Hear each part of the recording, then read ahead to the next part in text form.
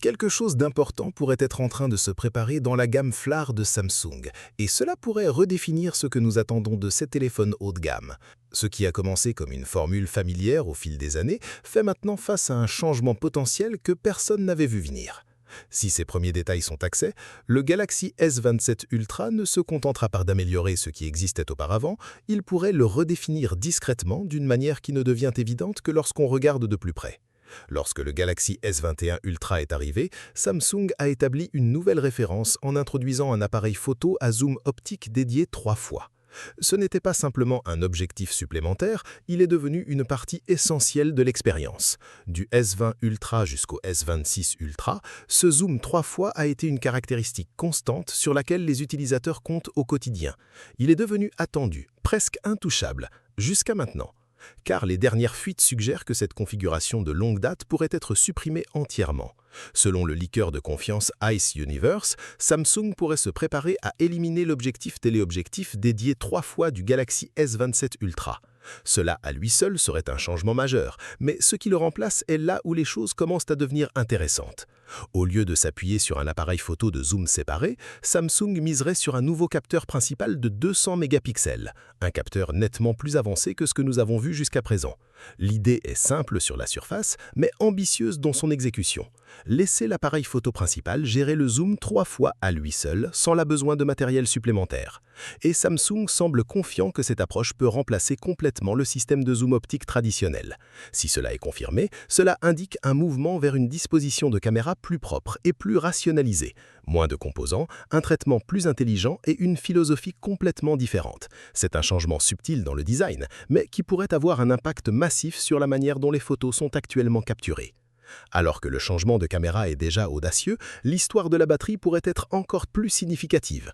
Le Galaxy S26 Ultra conserve une batterie de 5000 mAh et évite pour l'instant d'adopter la technologie au silicium carbone.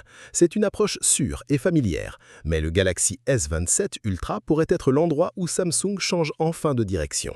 Pendant des années, l'industrie s'est concentrée sur l'augmentation de la taille des batteries, des chiffres plus élevés, des designs plus épais et seulement des améliorations modestes dans le monde réel. Le silicium carbone renverse complètement cette logique. Au lieu de simplement augmenter la taille, il privilégie une densité énergétique plus élevée, une meilleure efficacité et une utilisation plus intelligente de l'espace interne. Des rapports indiquent que Samsung SDI a déjà testé la technologie de batterie au silicium carbone en coulisses. Les données internes ingénierie pointent vers des travaux détaillés sur l'épaisseur d'empilement, les configurations à double cellule et les métriques de durabilité à long terme. Ce n'est pas simplement de l'expérimentation, c'est un effort structuré visant à quelque chose de bien plus grand. Une conception divulguée décrit même une configuration à double cellule combinant une unité d'environ 6800 mAh avec une cellule secondaire de 5200 mAh, tout dans une structure mince de moins de 9,3 mm. Sur papier, c'est un bond majeur en capacité et en efficacité de conception, mais aussi prometteur que cela puisse paraître, il reste encore des obstacles à surmonter. Les prototypes actuels seraient en deçà des attentes, échouant autour de 960 cycles de charge. C'est bien en deçà de l'objectif de 1500 cycles de Samsung.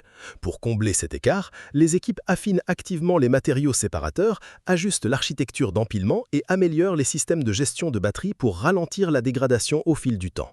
À l'approche du lancement du Galaxy S26, la direction de recherche et de développement de Samsung aurait reconnu en interne que l'entreprise est en retard en matière d'innovation des batteries.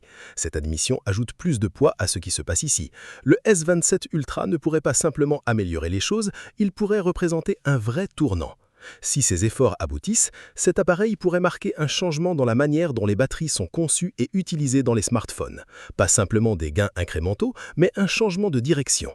Et compte tenu de l'histoire de Samsung, particulièrement après le Note 7, l'entreprise ne prendra probablement pas de risque à la légère, ce qui rend cela encore plus significatif. En même temps, une autre amélioration se prépare discrètement.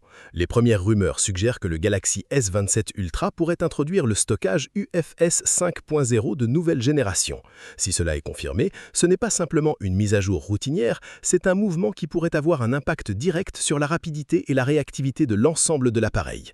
Selon une fuite du leaker U122, Samsung pourrait apporter cette amélioration de stockage à certaines parties de la gamme Galaxy S27, avec des vitesses d'interface qui atteindraient jusqu'à jusqu'à 10,8 gigaoctets de seconde, le UFS 5.0 pousse le stockage des smartphones dans un territoire qui commence à ressembler aux performances des SSD de haut niveau.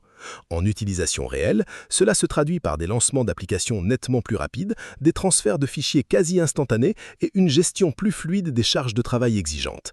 À mesure que l'IA continue de jouer un rôle plus important dans les smartphones, cette vitesse supplémentaire ne sera pas simplement agréable à avoir, elle pourrait devenir essentielle. Et c'est là que tout commence à s'assembler.